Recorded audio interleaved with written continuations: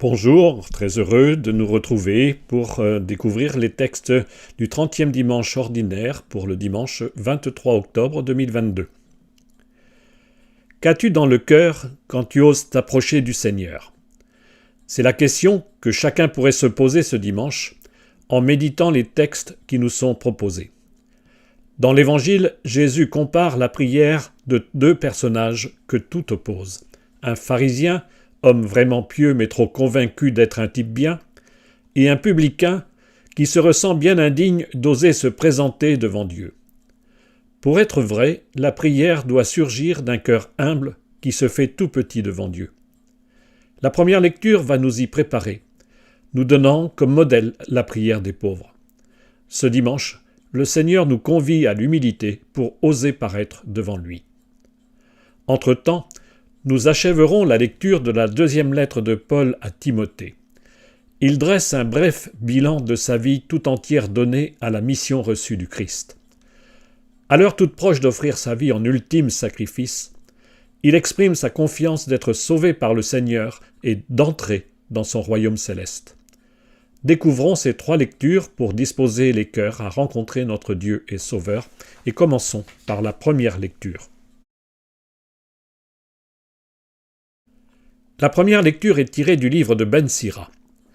Nous avons déjà rencontré cet auteur, un notable vivant à Jérusalem vers 200 avant Jésus-Christ. Son écrit est un livre de sagesse qui invite à vivre dans la fidélité à la foi juive et à ses traditions, dans le monde bouleversé de cette époque, marqué par la domination politique et culturelle des Grecs. Le petit-fils a repris ce livre, et il l'a traduit en grec et complété.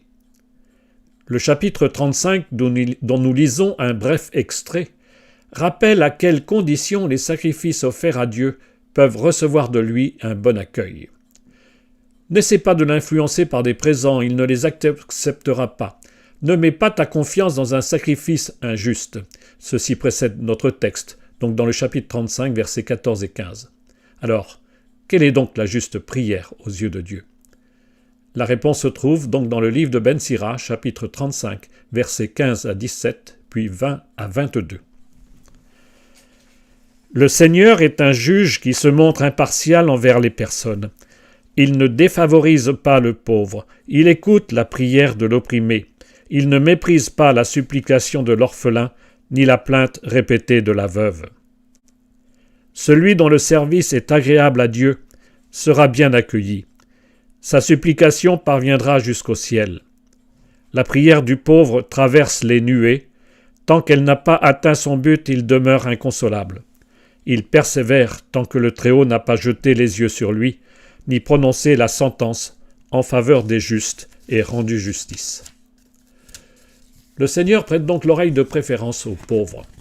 L'opprimé, avec la veuve et l'orphelin, remplace ici l'étranger dans la triple figure des pauvres de l'Ancien Testament. Leurs cris et leurs larmes ne peuvent laisser Dieu indifférent. Pour monter jusqu'au ciel, la prière doit jaillir d'un cœur de pauvre. Oser la prière exige de s'approcher du Seigneur dans l'humilité et dans la confiance. C'est le message que nous retrouverons dans l'Évangile de ce dimanche. Cette page n'est pas sans rappeler cette parole où Jésus demande à ses disciples de persévérer dans la prière. Nous allons découvrir maintenant la deuxième lecture. Depuis le début du mois d'octobre, nous avons parcouru la deuxième lettre de Paul à Timothée. Nous achevons sa lecture ce dimanche. Dans son dernier message, Paul regarde le chemin parcouru. Arrivé au bout de la course, il est prêt à recevoir la couronne du vainqueur, confiant qu'il est d'aller à la rencontre de son Sauveur. Les plus curieux pourraient lire en entier ce dernier chapitre dans la Bible. Ils y verront les noms nombreux de compagnons de Paul, dont Luc l'évangéliste, jusqu'à ce manteau oublié à Troas que Paul voudrait bien récupérer. Cette deuxième lecture se trouve au chapitre 4 de la deuxième lettre de Timothée, versets 6 à 8 et 16 à 18. Bien-aimé, je suis déjà offert en sacrifice. Le moment de mon départ est venu. J'ai mené le bon combat, j'ai achevé ma course, j'ai gardé la foi. je n'ai plus qu'à recevoir la couronne de la justice. Le Seigneur, le juste juge, me la remettra en ce jour-là, et non seulement à moi, mais aussi à tous ceux qui auront désiré avec amour sa manifestation glorieuse. La première fois que j'ai présenté ma défense, personne ne m'a soutenu. Tous m'ont abandonné. Que cela ne soit pas retenu contre eux. Le Seigneur, lui, m'a assisté. Il m'a rempli de force pour que par moi, la proclamation de l'Évangile s'accomplisse jusqu'au bout et que toutes les nations l'entendent. J'ai été arraché à la gueule du lion. Le Seigneur m'arrachera encore à tout ce qu'on fait pour me nuire. Il me sauvera et me fera entrer dans son royaume céleste. À lui la gloire pour les siècles des siècles. Amen. Paul sait sa fin toute proche. Il est prêt au sacrifice, littéralement à être offert en libation, comme dans les cultes païens où on verse du vin en offrande à la divinité. Mais sa libation, c'est celle de son sang, comme Jésus a offert son sang sur la croix. Le disciple va jusqu'au bout, à la suite du Maître. Comme l'athlète dans le stade, Paul est allé au bout de la course. En bon soldat du Christ, il a tenu bon dans son combat pour la foi. Il a bien mérité la couronne du vainqueur, entré dans la vie éternelle. Paul dresse ainsi le bilan de sa vie de missionnaire auprès des païens. Il sait qu'il n'a pu accomplir tout cela sans l'aide du Seigneur. C'est moins l'action de Paul lui-même que l'action du Christ en lui. Paul est pour nous l'exemple du disciple missionnaire, accroché à la vie du Sauveur, tout entier donné jusqu'à la fin pour porter la joyeuse nouvelle de l'Évangile auprès des païens d'aujourd'hui, de tous ceux qui ignorent le Christ, et le bonheur promis à ceux qui deviennent ses disciples. Partons maintenant à la rencontre de l'Évangile de ce dimanche. Le dimanche précédent, Jésus nous exhortait à persévérer dans la prière avec la parabole d'une pauvre veuve qui n'hésitait pas à casser les oreilles d'un juge sourd. Nous poursuivons la lecture du chapitre 18 de Luc. L'enseignement de Jésus sur la prière se prolonge avec une nouvelle parabole. Mais il ne s'agit pas ici de nous inciter à tenir bon dans la prière. Comme Ben Sira le fait dans la première lecture, Jésus veut faire saisir à ses disciples comment se présenter devant Dieu. La prière juste exige un cœur de pauvre. Nous recevons cet enseignement dans le chapitre 18 de Luc, les versets 9 à 14. En ce temps-là, à l'adresse de certains qui étaient convaincus d'être justes et qui méprisaient les autres, Jésus dit la parabole que voici. 2 hommes montèrent au temple pour prier. L'un était pharisien et l'autre publicain, c'est-à-dire un collecteur d'impôts. Le pharisien se tenait debout et priait en lui-même.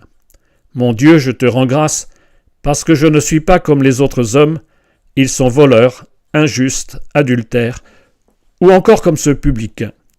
Je jeûne 2 fois par semaine et je verse le 10e de tout ce que je gagne. »